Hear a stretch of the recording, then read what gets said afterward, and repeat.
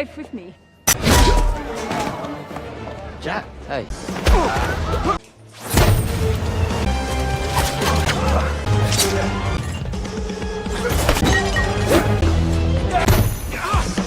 Battle low.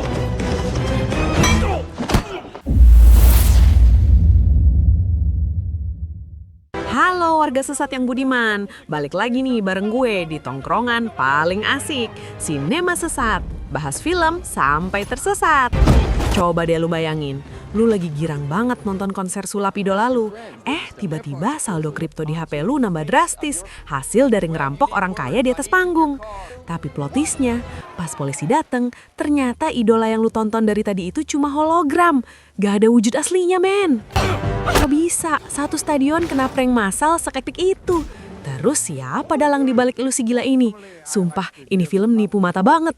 Jangan berani-berani skip kalau nggak mau nyesel. Yuk langsung kita bongkar trik liciknya sekarang juga.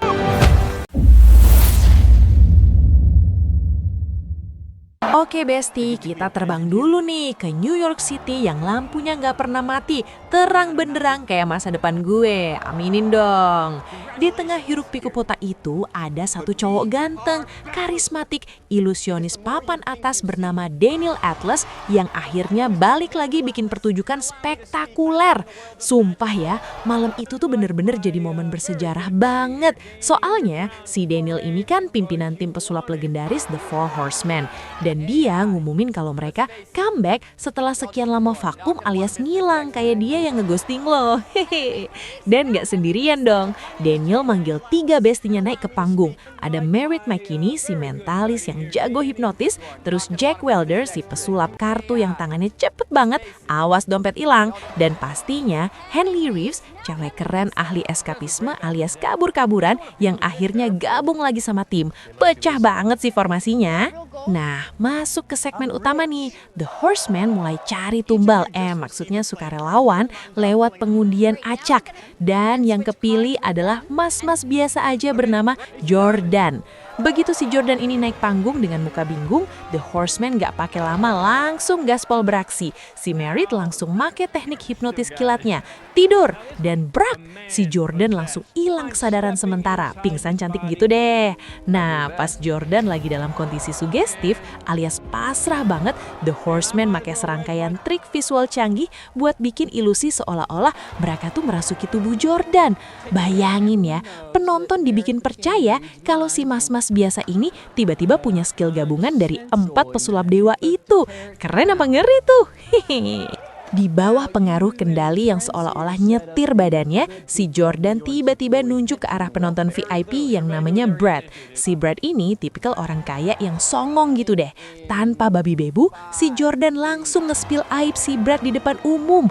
Dia bongkar abis-abisan kejahatan kerah putih si Brad, yaitu korupsi gila-gilaan lewat perusahaan penukaran mata uang kripto miliknya. Mamam tuh. Terus ya, dengan kecepatan tangan yang minjem dari skillnya The Horseman, Jordan berhasil nyopet ponsel emas, sumpah norak banget ya pakai HP emas, sama gadget mahal lainnya punya si Brad. Abis itu barang-barangnya dibagi-bagiin aja ke penonton kayak dia lagi jadi Robin Hood masa kini gitu. Penonton ya girang banget lah dapat barang gratisan. Drama belum kelar say. Setelah The Horsemen ceritanya melepaskan kendali mereka dari badan si Jordan, si Daniel nyuruh semua penonton buat ngecek kartu undian yang mereka pegang dari awal. Dan surprise, ternyata di kartu itu ada kode akses buat bobol dompet kripto pribadinya si Brad. Gila nggak tuh? Sontak aja ribuan penonton langsung sorak-sorai bahagia. Party masalah. Pas sadar kalau saldo kripto si Brad udah ludes dan pindah ke rekening mereka masing-masing. Rezeki anak soleh emang nggak kemana. Si Brad jelas ngamuk-ngamuk. Mukanya merah padam. Teriak-teriak kalau ini perompakan terang-terangan. Tapi The Horseman dengan santuy aja negasin kalau itu bukan rampok, tapi hukuman alias retribusi buat korupsi yang udah dia lakuin. Pas suara sirene polisi mulai nguik-nguik dari jauh, The Horseman sama penonton langsung bubar jalan, ninggalin si Brad sendirian plongo-plongo di lokasi yang ternyata kosong melompong. Dan lo harus tahu plot twistnya. Si Brad yang lagi emosi jiwa itu akhirnya sadar kenyataan pahit. Ternyata pertunjukan megah tadi tuh cuma proyeksi deepfake dan hologram super canggih. Sumpah, The Horseman tuh sebenarnya nggak pernah ada di sana secara fisik. Itu semua cuma ilusi optik level dewa. Dan si Brad sukses dikerjain abis-abisan sama bayangan doang. Kasian banget, udah miskin mendadak, nipu diri sendiri pula. Hihihi. Terus terungkap lagi nih fakta yang lebih gokil lagi. Ternyata pertunjukan yang resikonya setinggi langit itu didalangin sama sekumpulan bocah-bocah pesulap muda bertalenta yang namain diri mereka The Wannabes. Nama grupnya agak maksa ya, tapi oke lah. Nah, si Jordan, mas-mas tumbal di panggung tadi, aslinya adalah Bosco, anggota The Wannabes yang emang jagonya nyamar jadi orang lain. Temennya ada 2 lagi nih, si Charlie, otak jenius balik bikin skenario gila tadi, dan si Jun, anak yang tangannya grill banget, ahli kunci sama copet kelas kakap. Jadi ini tuh kerjaan anak magang yang skillnya udah nyamain senior. Pas The Wannabes lagi asik selebrasi kesuksesan mereka di apartemen, mungkin sambil pesan seblak atau pizza kali ya, tiba-tiba jeng-jeng Daniel Atlas yang asli muncul di hadapan mereka. Kaget nggak tuh didatengin idola? Ternyata Daniel udah nge-stalking memprofile mereka bertiga dengan detail. Dia tahu kalau Charlie itu anak yatim piatu yang jenius, Jun anak jalanan yang lincah banget kayak tupai, dan Bosco, nah ini dia nih, si Bosco ternyata aktor gagal yang justru brilian banget pas lagi impersonasi orang lain. Aktingnya di film jelek, tapi nipu orang jago. Bakat terpendam emang. Claire, I take it. Let me guess. Am I wrong? You ran away from home, made your way to New York. And you were in and out of foster care your entire childhood. Your little Robin Hood act. Meskipun Daniel sempat ngomel dan ngeritik mereka gara-gara berani-beraninya nyatut nama besar The Horseman, tapi dalam hati sebenarnya dia kagum banget sama eksekusi mereka yang rapi, bersih, dan motifnya mulia buat ngukum koruptor. Ujung-ujungnya, Daniel malah ngerekrut The Wannabes buat jalanin satu misi penting yang instruksinya datang langsung dari kartu teret dari The Eye, organisasi pesulap rahasia itu loh. According to that card, yes. What's it gonna be? Are you in?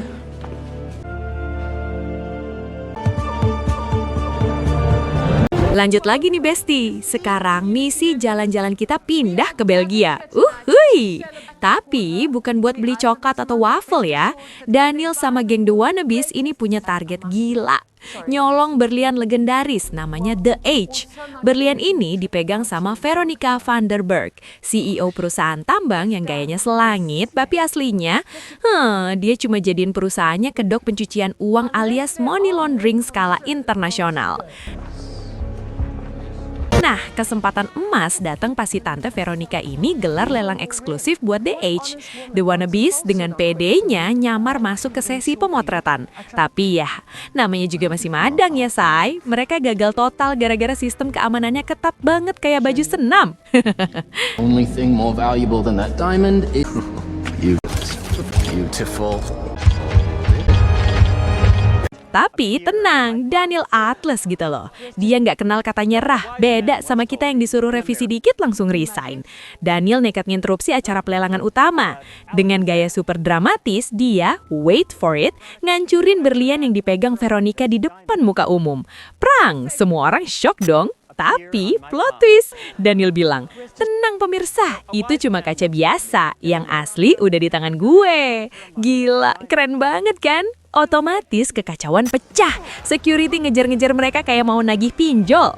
Pas Daniel sama The Wannabes ulah kepepet banget, tiba-tiba, jeng-jeng-jeng, 3 anggota The Horseman Senior, Jack Wilder, Henley Reeves, sama Charlie McKinney muncul satu-satu kayak pahlawan kesiangan buat nyelamatin adik-adiknya.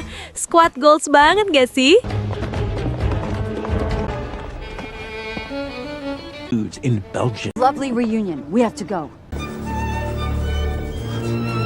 I'm trying to escape.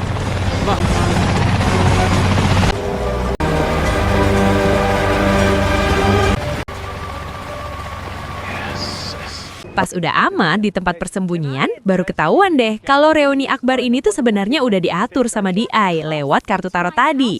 Walaupun Dylan Rhodes, pemimpin sejati mereka yang ganteng itu masih mendekam di penjara Rusia gara-gara insiden terakhir, The Wannabes tetap girang banget bisa kerja bareng idola mereka. Berasa meet and greet tapi sambil buron. Terus si Charlie, otak encer tim ini, nyatukan potongan petunjuk kartu tarot yang ternyata jadi peta menuju sebuah manor tua di pedesaan Prancis. Katanya sih itu safe house alias rumah amannya DI. I can try to reschedule this gig. Nyampe sana, rumahnya bukan rumah biasa, Besti. Isinya teka-teki mekanik semua. Ribet banget. Mau masuk rumah sendiri aja harus mikir keras. Nggak ramah buat otak kita yang pas-pasan ini. Tapi untungnya ada kolaborasi maut antara Charlie sama Jun. Jadi mereka bisa masuk. Your game, Jack. Wow. Dan di dalam, surprise, ada Thaddeus Bradley. Ingat kan, mantan pesulap dulu yang musuh bebuyutan, sekarang malah jadi bestinya The Horseman. Thaddeus bilang kunci rahasia DI ada di sejarah rumah itu. Charlie yang emang kepoan, langsung ngulik lukisan Jasper Maskelyne, pesulap zaman perang yang pernah nipu Nazi. Nah, di balik bingkai lukisan itu, Charlie nemu dokumen rahasia yang isinya dark banget, guys. Ternyata bapaknya Veronica, si Peter itu dulunya mantan perwira Nazi yang kabur. Jadi kekayaan keluarga Vanderburg yang melimpah ruah itu aslinya hasil jarahan perang sama pencucian uang haram yang sekarang diterusin sama anaknya, si Veronica. Wah, fix sih ini satu keluarga red flag semua. Misi DI sekarang jelas banget. Hancurkan kerajaan bisnis kotor keluarga Vanderburg sampai ke akar-akarnya. Tapi emang dasar nasib lagi apes, persembunyian mereka ketahuan. Pasukan taktis langsung nyerbu rumah itu kayak mau nangkep teroris. Chaos banget. Di tengah hujan peluru, Thaddeus ngelakuin pengorbanan heroik. Dia tertembok, guys. Sumpah ini sedih banget.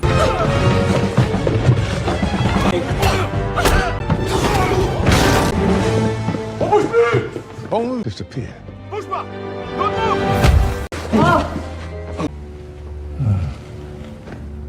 Tapi situasi makin runyam pas mereka keluar, si Merritt, Jack, sama Jun malah ketangkap polisi di luar perimeter. Yah, gagal maning. Di kantor polisi, suasananya udah suram banget tuh buat 3 tahanan kita. Tiba-tiba ada nenek-nenek mabok yang bikin keributan di sel. Teriak-teriak gak jelas. Polisi pada pusing ngurusin dia. Tapi coba tebak siapa nenek itu?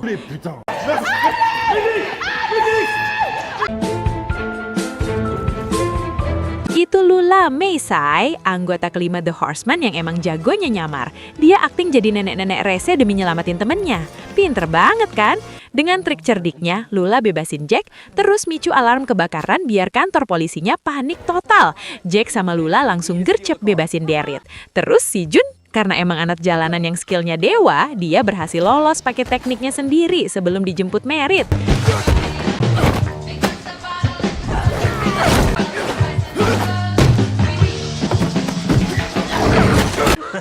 Got you back, you know. Run! Can you will and sleep.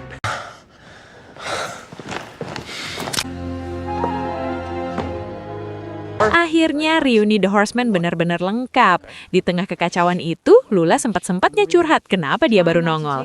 Katanya sih dia sempat hilang bukan karena diculik alien, tapi simpel karena dia nggak dapat sinyal panggilan misi. Ya ampun, alasan klasik fakir kuota banget ya. Tapi intinya dia langsung datang begitu dihubungin sama Henley. Sekarang tim udah komplit dan siap balas dendam. Go back. And I'm starting to think that Obviously, I'm playing a bit of catch up here, right? I don't have. Oke, tarik nafas Besti, karena kita masuk ke babak final yang tegangnya ngalahin nunggu pengumuman SBMPTN. Si Charlie, otak jenius kita, nyusun rencana pamungkas yang resikonya setinggi langit, literally. Jadi, Tante Veronica yang tajir melintir itu dijadwalin bakal ngeluncurin mobil Formula One terbaru tim Vanderburg di sirkuit Yas Marina, Abu Dhabi. Wih, mainannya Sultan emang beda ya, bukan mobil LCGC. Nah, di tengah kemewahan itu, Daniel dengan gagah berani nemuin Veronica buat negosiasi. Isinya gila banget. Daniel bakal nyerahin berlian The Edge dan nyerahin si Merritt sebagai sandera sukarewa. Duh, Merritt kasihan banget jadi tumbal proyek. Asal The Horsemen yang lain dibebasin. Sementara itu, The Wannabes beraksi nyuli mobil F1 yang lagi dipajang. Alasannya sih ini buat pengalihan isu, biar heboh satu sirkuit. Okay, Atlas, you wanted to distract.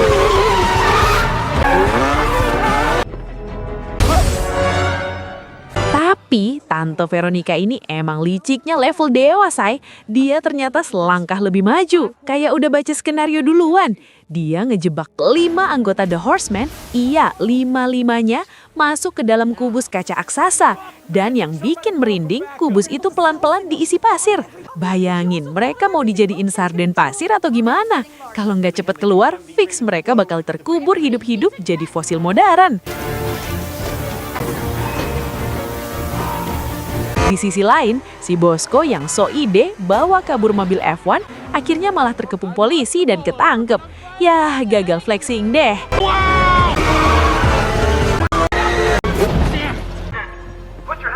You're under arrest. Kill me. Tapi tenang, pas lagi di dalam mobil tahanan, Bosco ngeluarin jurus andalannya. Dia pakai trik buat lepasin borgol, licin banget kayak belut. Terus lompat keluar mobil buat balik lagi nyelamatin besti-bestinya. Solidaritas tanpa batas emang. Balik ke kubus maut. Di saat nyawa udah di ujung tanduk, The Horsemen mendadak jadi jenius fisika. Jack dengan nekat ngerusak pipa air yang nyambung ke dalam kubus. Orang awam pasti mikir, mampus, makin tenggelam dong. Eits, salah besar. Pasir yang kecampur air itu, massa jenisnya jadi jauh lebih berat besti. Tekanan hidrostatis dari pasir basah yang makin padat itu akhirnya bikin kaca kubus nggak kuat nahan beban dan prang.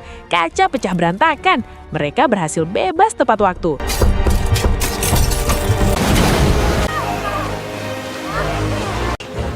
Hope we're not too late. Tuh kan, makanya jangan bolos pelajaran IPA. Berguna buat lolos dari maut. Haha. Sementara itu, Veronica bawa The Edge ke brankas rahasia buat nemuin sosok misterius yang namanya Ryder.